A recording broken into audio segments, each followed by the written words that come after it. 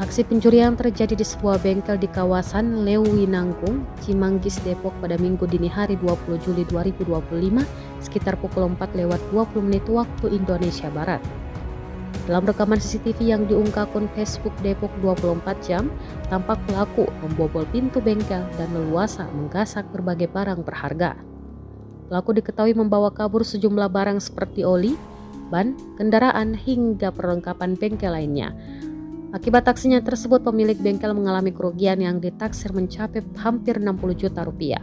Peristiwa ini telah dilaporkan ke pihak kepolisian dan kini tengah dalam proses penyelidikan lebih lanjut.